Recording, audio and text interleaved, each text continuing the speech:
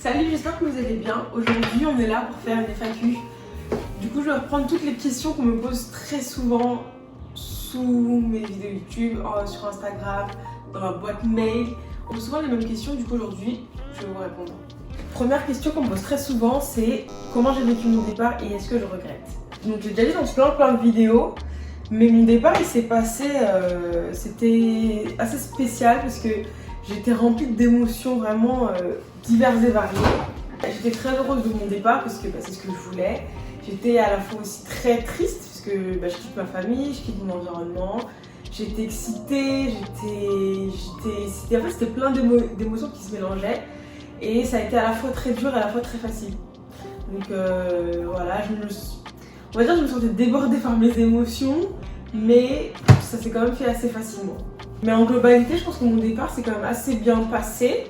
J'ai bien vécu, j'ai très bien vécu et pour moi ça a été très bien. Et est-ce que je regrette? Pas du tout.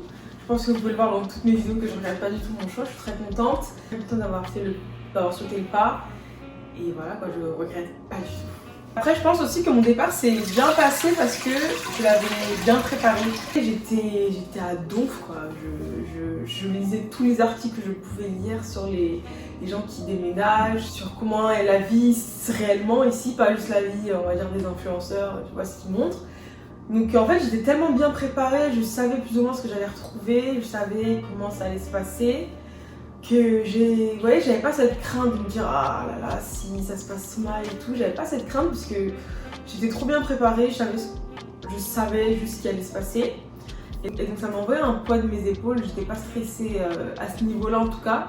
C'est quand même une grosse partie parce que tu pars quelque part donc tu vois, tu sais pas comment ça va se passer et tout, donc ouais, c'est un gros stress qui n'était pas en moi. Du coup je pense que ça m'a aidé à faire en sorte que ça se passe très bien pour moi. Ensuite on me demande souvent, parce que je dis souvent dans mes vidéos que j'adore être seule et que j'adore passer du temps toute seule. On me demande souvent qu'est-ce que je fais quand je suis seule. Et je fais rien de spécial en fait. En fait, le truc que j'aime quand je suis seule, c'est que je peux vivre juste pour moi. Ça veut dire que justement je peux faire ce que je veux et si j'ai envie de rien faire, et je fais rien. Si j'ai envie de me balader, de faire peu importe l'activité en vrai, je fais ce que je veux et c'est ça que j'aime justement. Mais on va dire peut-être les activités que je fais le plus souvent quand je suis seule, c'est rester chez moi et faire à manger parce que vraiment j'adore faire à manger. Donc rester chez moi, faire à manger. Sinon j'aime bien faire les magasins seule, mais en ce moment je fais plus trop les magasins, du coup ça m'arrive quand même assez rarement. Mais sinon moi j'aime pas spécialement me balader seule. Pas parce que je trouve que c'est la honte ou quoi, mais juste je sais pas, c'est pas une activité que j'aime faire seule. J'aime beaucoup aller au resto toute seule. Ça c'est un truc que j'adore faire. Puis en plus je suis une personne qui réfléchit et qui pense beaucoup. Ce qui fait que quand je suis avec des gens, je peux pas penser autant que je veux. Ça peut paraître bizarre, mais je peux pas penser autant que je veux. Et en fait, j'ai vraiment besoin de tout le temps penser à je sais pas comment dire, mais j'ai besoin de tout le temps penser à un truc. Et quand je suis avec d'autres gens, tu vois, il y a des conversations, tu dois parler, tu dois suivre en fait. Sauf que le truc c'est que quand je suis dans ma tête, je suis rien. Donc il y a plein de fois en fait ça m'arrive, je suis avec des gens et au bout de peut-être 2-3 minutes, je me rends compte que j'écoutais que mes pensées et qu'en fait j'ai rien suivi de ce qui se dit dans la conversation. Donc voilà, ce qui fait que quand je suis seule, j'aime bien parce que j'ai pas à faire cet effort de pas écouter les voix dans ma tête et à juste faire l'effort d'être concentrée sur ce qui se passe devant moi. Donc voilà. J'aime bien être dans mes pensées, j'aime bien penser, j'aime bien réfléchir. En fait, j'aime beaucoup être dans ma tête. Genre, il se passe tellement de choses, genre, je sais pas. Je pense et je réfléchis beaucoup. Et j'aime écouter ces réflexions, j'aime penser, j'aime m'évader en fait. Et c'est des trucs que je peux faire que quand je suis seule, parce que quand je suis avec quelqu'un, faut communiquer, faut parler, faut suivre une conversation. C'est des trucs que je peux pas vraiment faire. Après le resto, il y a des fois que ça m'énerve un peu parce que surtout ici, les serveurs ils sont très bah moi-même je suis serveuse donc je sais, mais ils sont très attentionnés entre guillemets, ce qui fait qu'ils viennent souvent te voir et ils vont te dire est-ce que ça va, est-ce que vous voulez autre chose, est-ce que vous voulez une autre boisson, est-ce que vous voulez ci, est-ce que tout va bien, même des fois ils discutent avec toi et du coup ça m'empêche d'être à 100% dans mes pensées. Donc des fois, en fait il y a certains restaurants où je vais, où je sais que les serveurs, tu sais que elles sont au courant, parce que je sais que je vais pouvoir me, tu vois, je vais pouvoir être dans ma bulle en fait. Donc voilà. J'aime bien aussi faire les courses aussi parce que quand je fais mes courses, il n'y a personne qui me dérange, contrairement au resto. Là je sais qu'il n'y a personne qui me dérange. Je mets mes écouteurs juste pour faire genre j'écoute un truc et que personne ne me dérange. Et voilà, je fais mes courses et puis je me parle dans ma tête, je refais le monde dans ma tête, ça j'adore. Avant aussi, bah là en ce moment j'en fais plus trop parce qu'en vrai j'ai plus trop le temps. Mais avant je faisais des activités, je faisais de la pole dance, je faisais du yoga, des trucs comme ça et voilà. Après je pense que c'est pas tout le monde qui a ce besoin d'être seul. Je connais plein de gens qui sont tout le temps entourés de plein de monde et ils adorent ça. Moi je vous jure je peux pas. J'ai un été qui était rempli de rencontres, qui était rempli de sorties, qui était rempli de sociabilité, qui était rempli de tout ça et vraiment ça m'a épuisée mentalement parce qu'en fait pour moi être sociable c'est quelque chose qui est pas naturel. Ce qui fait que quand je veux être sociable je sais le faire. Mais ça me demande de l'effort en fait, ça me demande de l'effort. Donc pour moi c'est quand même épuisant d'être sociable, ça peut paraître con je pense pour certaines personnes, mais pour moi c'est vraiment un peu épuisant d'être sociable. Ce qui fait que là j'ai vraiment eu ma dose de gens. J'ai vraiment eu ma dose de gens en fait, vraiment j'ai eu ma dose. Et là j'ai beaucoup envie d'être seule. Après je pense que c'est aussi parce que c'est l'hiver. Mais ça doit jouer, mais en ce moment j'ai envie d'être seule, j'ai besoin d'être seule. C'est même pas juste une envie, c'est un besoin. J'ai besoin d'être seule, donc voilà. Est-ce que j'ai peur de me retrouver dans le pétrin en étant à l'autre bout du monde? Alors non, j'ai vraiment pas peur de me retrouver... Je pense que la personne disait ça dans un aspect peut-être financier. Et non, j'ai pas du tout peur parce que je suis une personne très débrouillarde.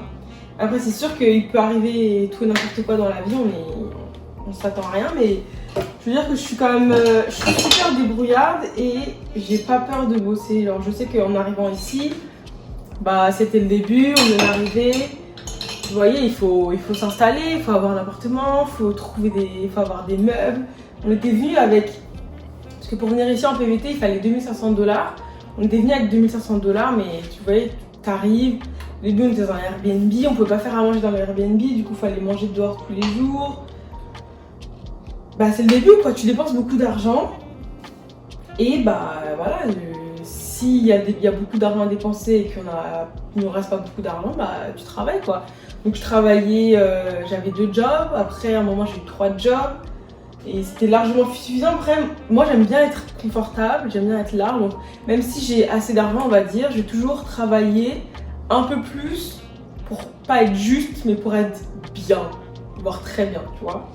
Donc à un moment j'avais 3 travails, à un moment j'en avais 2 et ouais je suis une personne, j'ai toujours beaucoup travaillé, même en étant en France je travaillais beaucoup, donc j'ai pas peur de travailler, j'ai pas peur aussi de faire des boulots qu'on peut qualifier peut-être de moins, on va dire moins gratifiants ou quoi. Si je suis dans la merde et que je dois faire un travail, je sais pas moi, nettoyer les toilettes d'un restaurant, nettoyer les rues, je sais pas, peu importe en fait, bah, je le ferai parce que il faut ce qu'il faut dans la vie.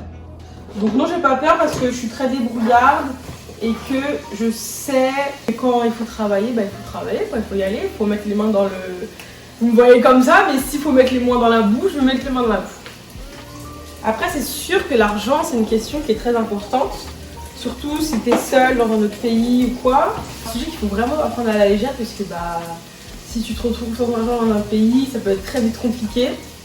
Donc si toi tu sais que tu fais pas attention à l'argent ou que tu n'aimes pas trop travailler ou que réfléchis peut-être à 2 fois avant de partir autre part. Mais si tu es une personne comme moi qui est motivée, qui n'a pas peur de travailler, qui est assez débrouillarde et tout, je pense qu'il n'y a pas de raison à se faire et que si tu as envie de partir, faut pas ne pas partir justement parce que tu as peur d'être dans la merde financièrement. C'est sûr, tu dois venir avec un apport assez conséquent pour être sûr de ne pas te retrouver dans la merde les premiers mois, les premières semaines. Mais je pense que c'est tout à fait faisable. Après aussi, il faut bien choisir son pays. Il y a des pays où c'est tellement plus dur de trouver un travail. Ici c'est assez simple, donc il n'y a pas vraiment de raison. Mais voilà, c'est à toi de faire le bon choix de pays, à toi de savoir quitter, et de savoir si tu es capable d'être dans un pays et charbonner si tu as besoin de charbonner. C'est à toi de voir, mais moi je sais que j'ai pas peur. Et que si demain par exemple je perds mon travail, je sais que je ferai tout pour trouver un autre travail très rapidement, voire 2, voire 3 travails en même temps. Donc non, j'ai pas peur. Quel est ton parcours scolaire? Mon parcours scolaire, c'est une question qu'on me pose très souvent, mais vraiment très souvent. J'ai fait mes études en France et j'ai un bac STMG. Ensuite, j'ai commencé une licence que j'ai arrêtée. Du coup, comme diplôme, vraiment, j'ai seulement un bac. Prénom, ton âge, de quelle nationalité tu es. Du coup, j'aurais peut-être dû commencer par ça, mais je m'appelle Océane, j'ai 24 ans. Cette année, je vais sur mes 25 ans. Mes 2 parents sont originaires de la Guadeloupe, donc je suis guadeloupéenne. Comment venir au Canada? On me pose très souvent cette question de comment venir ici.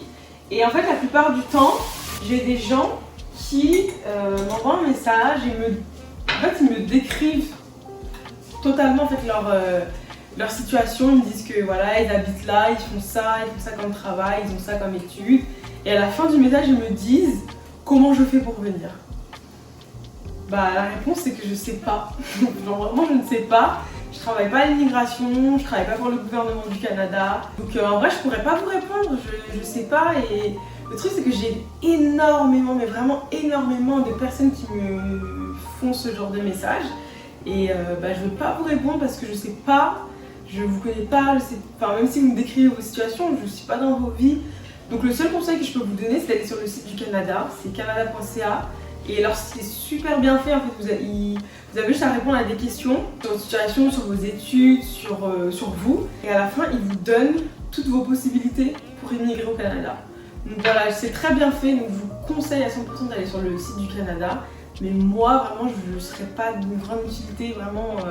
Après, moi, je peux vous dire de comment je suis venue ici. Je suis venue avec un PVT, c'est un permis vacances-travail. Et en fait, soit tu peux voyager pendant 2 ans, soit tu peux travailler pendant 2 ans, tu peux travailler une semaine et voyager, tu peux voyager et travailler que quand on a besoin. Bref, tu es assez libre et t'es assez libre dans ce que tu veux faire. Donc voilà comment ça se passe le PVT. En fait, tu t'inscris pour être dans le bassin pour un tirage au sort. Et après, c'est le gouvernement qui tire au sort. Donc je sais qu'il y a des gens qui attendent 3, 4, 5 ans avant d'être tiré au sort. Moi, j'ai vraiment eu énormément de chance. Je me suis inscrite et je pense que j'ai eu au bout de 3 semaines, j'ai été tirée au sort pour pouvoir venir ici, donc vraiment trop bien. Après, donc tu es tirée au sort, tu as plein de petits trucs à faire. Tu dois faire tes données biométriques, ils checkent ton casier judiciaire, voir si t'as pas des problèmes avec la justice ou quoi. Tu as même une visite médicale, il faut payer le PVT. Je crois que c'est 300 € ou 400, je sais pas si ça a augmenté, mais je crois que c'est dans ces alentours là. Et voilà, et après t'as ta lettre d'introduction et tu peux venir, t'as 1 an pour arriver ici, valider ton PVT. Voilà.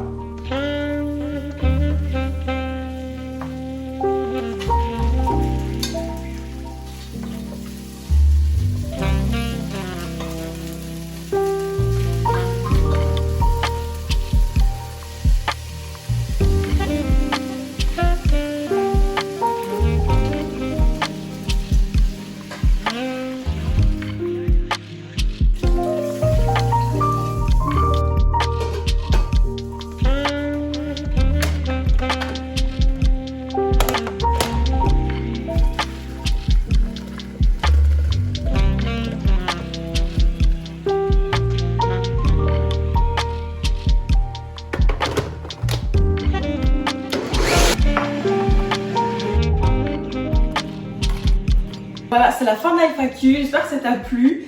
J'ai pas répondu à énormément de questions, parce qu'en vrai, on me pose pas énormément de questions. J'ai encore une petite communauté. Mais voilà, c'est des questions vraiment qu'on me pose très régulièrement, très souvent. Donc je vous ai répondu, j'espère que ça vous a plu. Si ça vous a plu, laissez un petit like, un commentaire, ça m'aide vraiment énormément, vraiment. Et voilà, moi je fais plein de bisous et je vous retrouve la semaine prochaine pour une nouvelle vidéo. Bisous!